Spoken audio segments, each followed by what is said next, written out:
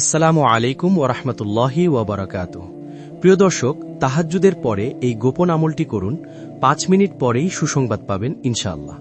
প্রিয় দর্শক, আপনার কি এমন কোনো স্বপ্ন আছে যা পূরণ হচ্ছে না, বা আপনি কি এমন কোনো দুশ্চিন্তায় ভুগছেন যার জন্য আপনি ঘুমাতে পারছেন না, বা আপনার এমন কোনো সমস্যার সমাধান দরকার যা আপনি খুঁজছেন, যা কেউ আপনাকে দিতে পারছে না? আজকের এই ভিডিওতে আমি এমন একটি আমলের কথা বলবো, যদি আপনি করেন তাহলে আপনার সমস্ত নেক মাকসাদ পূর্ণ হবে এবং আপনার সমস্ত সমস্যাকে সমাধান হয়ে যাবে ইনশাআল্লাহ। এই আমলটি কিভাবে পড়তে হবে এবং কতবার পড়তে হবে, কোন পদ্ধতিতে পড়তে হবে, এই নিয়মটি আমি এই ভিডিওতে বলবো ইনশাআল্লাহ। তাই অনুরোধ করছি, আমলের নিয়তে ভিডিওটি শেষ পর্যন্ত দেখুন এবং নতুন হয়ে থাকলে অবশ্যই চ্যানেলটি সাবস্ক্রাইব করে পাশেই থাকুন, যাতে আমল ওয়াজিফার ভিডিও আপনার কাছে পৌঁছায়। প্রিয় দর্শক, তাহাজ্জুদ হল আল্লাহ তাআলার সাথে গোপন কথোপকথনের মাধ্যম এবং গোপন যোগাযোগের মাধ্যম। তাহাজ্জুদ প্রত্যেকটি আম্বিয়ায়ে কেরাম, প্রত্যেকজন রাসূলই পড়েছেন। সাহাবায়ে কেরাম, তাবে তাবাইন, আম্বিয়ায়ে মুস্তাহিদিন, পীর গাউস, কুতুব অলিয়া উলিয়া অর্থাৎ প্রত্যেক আল্লাহর ওলিরাই তাহাজ্জুদ পড়েছেন। তাহাজ্জুদ পড়া ছাড়া কেউ আল্লাহর ওলি হতেই পারেন না। তাহাজ্জুদের সময়ে আল্লাহ তাআলা দোয়া কবুল করে থাকেন, এর গ্যারান্টি কোরআনেও আছে এবং হাদিসেও আছে। মহান আল্লাহ তাআলা কোরআনুল কারীমে এক আয়াতে বলেন, হে নবী, আপনি তাহাজ্জুদ পড়ুন, আপনার জন্য এটা অতিরিক্ত।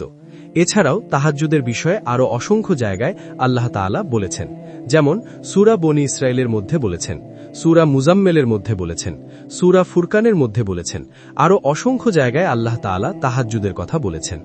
তাহাজ্জুদের সময়ে যে দোয়া কবুল হয়ে থাকে, আল্লাহ তাআলা আমাদের যে দোয়া কবুল করে থাকেন, এটা অন্য আয়াতে আল্লাহ তাআলা বলেন যে, তোমরা আমাকে ডাকো, আমি তোমাদের ডাকে সাড়া দিব। রাসূলুল্লাহ সাল্লাল্লাহু আলাইহি ওয়াসাল্লাম বুখারী শরীফে এবং মুসলিম শরীফে বলেন যে, শেষ রাতে আল্লাহ তাআলা প্রথম আসমান অর্থাৎ দুনিয়ার আসমানে আসেন এবং আমাদেরকে আহ্বান করেন, বলেন যে, তোমাদের মধ্যে কেউ কি আছো যে আমাকে ডাকবে, আমি তার ডাকে সাড়া দেব? তোমাদের মধ্যে কেউ কি আছো যে আমার কাছে কোনো কিছু চাইবে, আমি তার চাওয়া পূর্ণ করব? তোমাদের মধ্যে কেউ কি আছো যে আমার কাছে তওবা করবে, আমি তার তওবা কবুল করব? আপনি চিন্তা করে দেখেছেন যে এর চেয়ে বড় গ্যারান্টি আর কি হতে পারে? মহান আল্লাহ রব্বুল আলামিন স্বয়ং আমাদেরকে এই আসমানের এসে আমাদেরকে আহ্বান করেন, আমাদেরকে ডেকে ডেকে বলেন, এর চেয়ে আর বড় গ্যারান্টি কি হতে পারে?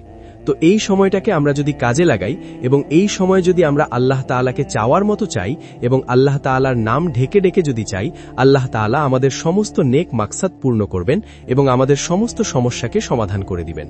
আল্লাহ তাআলা কোরআনুল কারীমে বলেন যে, আল্লাহ তাআলার কিছু সুন্দর সুন্দর নাম রয়েছে, এই সমস্ত সুন্দর সুন্দর নামগুলোর মাধ্যমে দোয়া করলে আল্লাহ তাআলা অবশ্যই দোয়া কবুল করে থাকেন।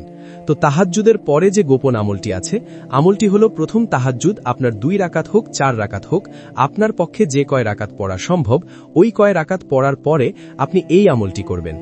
আমলটি হলো, প্রথমে 7 বার ইস্তেগফার পড়া, আস্তাগফিরুল্লাহ আস্তাগফিরুল্লাহ এভাবে, তারপরে 7 বার দরুদে ইব্রাহিম পাঠ করা, যে দরুদটা আমরা নামাজের মধ্যে পড়ি এটা, অর্থাৎ আল্লাহুম্মা সাল্লি আলা মুহাম্মদ ওয়া আলা আলি মুহাম্মদ কামা সাল্লাইতা আলা ইব্রাহিম ওয়া আলা আলি ইব্রাহিমা ইন্নাকা হামিদুম মাজিদ।